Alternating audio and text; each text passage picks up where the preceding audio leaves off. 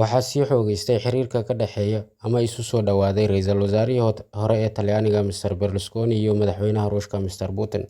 Waxaa xusid mudan Silvio Berlusconi oo ahaa ra'iisul wasaarihii hore ee Talyaaniga in uu ku guuleystay kursiga xisbigiisa ee doorashadii ka dhacday dhowaan dalka Talyaaniga. Dhageystayaasheena iyo daawadayaasheena sharafta mudan, halkani waa Gaacir Media Tube, barnaamijka wixii cusub ee Gaacir Media Tube.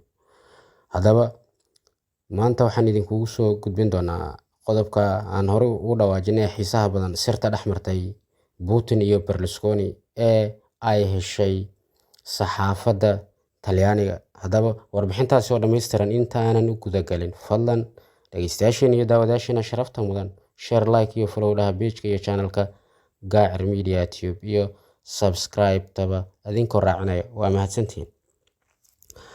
Waxaa la soo sheegayaa in xiriirka ka dhexeeya madaxweyne Putin iyo ra'iisul wasaarihii hore ee Talyaaniga Mr. Berlusconi uu sii xoogaystay, taasoo madaxweynaha Putin-ka Ruushka uu hadiyad 20 cabitaanka vodkada khamriga Ruushka ah uu hadiyad ahaan ugu diray ra'iisul wasaarihii hore ee Talyaaniga Mr. Berlusconi. Ganacsadahan ahna siyaasiga ee 9 sano xilka ra'iisul wasaarnimada dalka Talyaaniga soo qabtay, Mr. Silvio Berlusconi ayaa la soo sheegayaa in uu sii xoogaystay xiriirka kala dhexeeya isaga iyo madaxweynaha Putin-ka Ruushka. Hogaamiyaha xisbiga Forza Italia Mr. Berlusconi dhowaan doorashadii ka dhacday dalka Talyaaniga wuxuu ku guuleystay kursiga baarlamaanka ee xisbigiisa, waxaana la rajeynayaa in uu soo dhisi doono dowlad wadaag ah asagoo la kaashanayo xisbiyada kale Talyaaniga. Waxaa la sheegayaa xiriirka ka dhexeeya Berlusconi iyo Putin in uu sii xoogaystay oo ay isu soo dhawaadeen. Waxaa lagu ogaaday iyadoo la soo xiganayo cod qarsoodi ah oo laga duubay Berlusconi oo ay heshay saxaafadda Talyaaniga. Ra'yiga Berlusconi ayaa shaki ku abuuray dalalka Yurub, kaasoo ah dowladda cusub ee dhowaan laga dhisi doono Talyaaniga inay noqon doonto mid u dhow Ruushka oo saaxiib la ah, iyadoo markii horeba midowga Yurub iyo wadamada kale ee reer galbeedka ay cabsi iyo shaki ka qabeen arrinkan. Haddaba codka sida qarsoodida ah laga duubay Berlusconi ee uu ku hadlayay ama hadalladiisii ay ka midka ahaayeen ee la maqlay waxaa ka mid ah: Vladimir Putin, waan isu soo dhawaanay. Dhalashadayda darteed wuxuu ii soo diray 20 dhalo oo khamriga vodkada ee Ruushka iyo waraaq dhambaal sida. Anigana dhinacayga waxaan u diray 20 dhalo oo khamriga cas ee Talyaaniga iyo waraaq fariin sida. Hantiilahan $6 bilyan leh waa ra'iisul wasaarihii hore ee Talyaaniga Mr.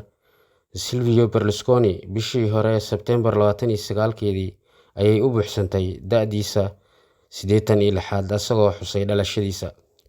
Berlusconi waxaa kale oo intaa ku daray oo uu sheegay in uu ka cafiyay madaxweyne Putin dambiyada uu ka geystay Ukraine, asagoo sababta ku sheegay in wadamada reer galbeedka taageero lacageed iyo mid hubba ah ay u fidiyeen dalka Ukraine. Warbixintan marka ay soo baxday kadib, xisbigiisa Forza Italia war-saxaafadeed ay soo saareen ayay ku sheegeen in ay garab taagan yihiin Yurub iyo Mareykanka.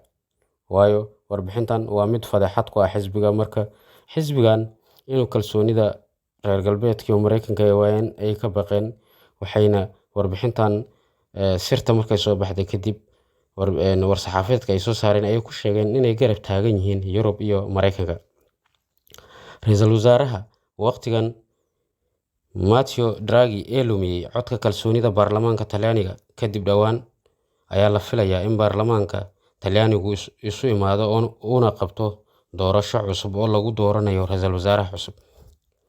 Doorashadii dhacday ee xisbiga midigta fog ee walaalaha ayaa hogaaminaya, taasoo ay hoggaan u tahay Giorgia Meloni, ayaa la filayaa in ay noqon doonto ra'iisul wasaaraha cusub ee Talyaaniga.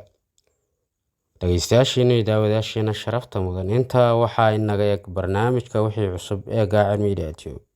Barnaamijka wixii cusub ee Gaacir Media Tube ee kan xiga intaan ku kulmi doono nabadgeno.